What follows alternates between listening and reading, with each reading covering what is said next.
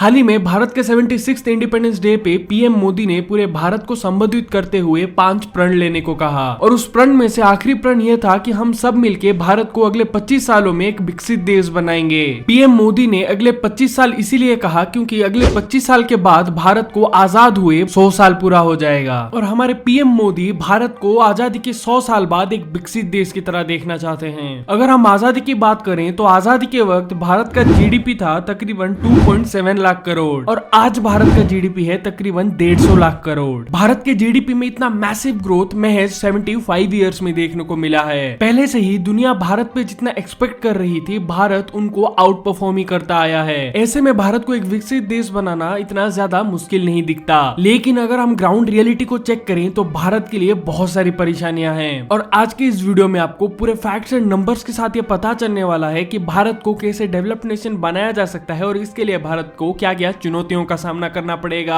अगर हम भारत को एक डेवलप्ड नेशन बनाने की बात कर रहे हैं तो हमें पहले पता होना चाहिए कि आखिर डेवलप्ड नेशन क्या होता है। किसी भी देश को डेवलप्ड नेशन कहने के लिए कोई फिक्स क्राइटेरिया नहीं है, लेकिन कुछ रफ क्राइटेरिया हैं जिसको कि देख के एक देश को डेवलप्ड नेशन कहा जा सकता है और वो है जिस कंट्री में एडवांस टेक्नोलॉजिकल इंफ्रास्ट्रक्चर हो, जिस कंट्री में लोगों की क्वालिटी ऑफ लाइफ अच्छी हो, जिस कंट्री की जीडीपी अच्छी हो और इसी के साथ किसी भी कंट्री की जेंडर पैरिटी भी देखा जा सकता है। ऐसे में अगर हम नॉमिनल जीडीपी की बात करें तो भारत दुनिया में 5th रैंक पे है और ये कयास भी लगाया जा रहा है कि 2030 तक भारत जर्मनी और जापान को पीछे छोड़ के तीसरे पोजीशन पे होगा। लेकिन ये आंकड़े भारत की सच्चाई नहीं दिखाते क्योंकि दुनिया का 17.5% पॉपुलेशन सिर्फ भारत में रहता है। इतना ज्यादा पॉपुलेशन होने की वजह से भारत पर कैपिटा जीडीपी और पर कैपिटा इनकम में बहुत पीछे रहता है। 2022 में IMF यानी इंटरनेशनल मॉनेटरी फंड के द्वारा किए गए सर्वे में भारत 142 रैंक पे रहा पर कैपिटा नॉमिनल जीडीपी के केस में। और अगर हम पर कैपिटा इनकम की बात करें तो चाइना का पर कैपिटा इनकम भारत के पर कैपिटा इनकम से 5.5 टाइम्स ज्यादा है और यूएसए का पर कैपिटा इनकम भारत के पर कैपिटा इनकम से 33.3 टाइम्स ज्यादा है। ऐसे में ये तो साफ हो जाता है कि भारत का जीडीपी तो ग्रो कर रहा है लेकिन भारत के लोग अमीर नहीं हो रहे। ऐसे में अगर भारत को एक विकसित देश बनाना है तो भारत के पर कैपिटा इनकम और जीडीपी को बढ़ाना होगा। भारत को विकसित देश बनाने में जो दूसरा चुनौती निकल के आता है वो है भारत का ह्यूमन डेवलपमेंट इंडेक्स। हाल ही में यूएनडीपी के द्वारा किया गया सर्वे में ह्यूमन डेवलपमेंट इंडेक्स के केस में भारत 189 कंट्रीज में से 131 रैंक में आता है। अगर हम ह्यूमन डेवलपमेंट की बात करें तो किसी भी डेवलपमेंट का जो बेसिक नीड होता है वो है एजुकेशन और फूड। ये चीज कहते हुए मुझे बहुत शर्म आती है कि दुनिया का सबसे बड़ा इलिटरेट पॉपुलेशन भारत में रहता है और अगर लिटरेसी रेट की बात करें तो भारत का लिटरेसी रेट है 77.7% और फीमेल लिटरेसी रेट में तो ये 70% के आसपास है। यानी भारत के 100 लोगों में से 23 लोग ऐसे हैं जो कि इलिटरेट हैं। अगर हम इस आंकड़े को अलग विकसित देश के साथ कंपेयर करें तो हम पाएंगे कि फिनलैंड का लिटरेसी रेट है 100% और अगर हम ब्रिटेन की बात करें तो वहां का लिटरेसी रेट है 99.3%। इसी के साथ अगर हम ग्लोबल हंगर इंडेक्स 2021 को देखें तो भारत 116 कंट्री में से 101 नंबर पे आता है। हालांकि इस फैक्ट को भारत डिनाई करता है लेकिन ग्लोबल हंगर इंडेक्स के हिसाब से भारत का पोजीशन 101 नंबर पे है। और जो आखिरी चुनौती भारत के सामने है वो है जेंडर डिस्पैरिटी या कह सकते हो जेंडर गैप। जेंडर डिस्पैरिटी में भारत 146 कंट्रीज में से 135 नंबर पे आता है। 2011 के डेटा के हिसाब से भारत का 1/3 ऑफ फीमेल पॉपुलेशन इलिटरेट है। हालांकि अभी चेंज हुआ होगा लेकिन ये 2011 की बात है। ऐसे में अगर भारत विकसित देश बनने की युद्ध में जा रहा है और आधी सेना को पीछे ही छोड़ रहा है तो कैसे भारत विकसित देश बन सकता है। इसी वजह से भारत को इस जेंडर गैप पे काम करने की जरूरत है। यूनेस्को के state of education report for India 2021 के हिसाब से भारत में 1.2 लाख स्कूल ऐसे हैं जिसको कि महज एक टीचर ऑपरेट करता है और 2018 का रिपोर्ट तो ये भी कहता है कि क्लास 3 to 5 में से 58% बच्चे ही ऐसे हैं जो कि पहले क्लास के टेक्स्ट पढ़ पाते हैं। बाकी के 3 से 5 क्लास के स्टूडेंट्स क्लास 1 के टेक्स्ट भी नहीं पढ़ पाते और यही हाल भारत के ग्रेजुएट्स का भी है। भारत के 80% इंजीनियरिंग ग्रेजुएट्स अनएम्प्लॉयबल हैं। ऐसे में भारत का अनएम्प्लॉयमेंट रेट 7.8% तक पहुंच गया है। इसी वजह से अगर भारत को ह्यूमन डेवलपमेंट इंडेक्स में ऊपर चढ़ना है तो भारत को अपनी एजुकेशन सिस्टम को बेहतर करना होगा। इसके बाद जो दूसरा सोल्यूशन निकल के आता है वो है भारत से इनइक्वालिटी को खत्म करना होगा, चाहे वो जेंडर इनइक्वालिटी हो या फिर अपॉर्चुनिटीज और वेल्थ में इनइक्वालिटी। रिपोर्ट के हिसाब से भारत की 1/4 of female population he labour force join करती हैं और मार्च 2022 का रिपोर्ट ये कहता है अगर भारत मेल और फीमेल दोनों को इक्वल अपॉर्चुनिटीज प्रोवाइड कर पाता है तो भारत की जीडीपी में $770 बिलियन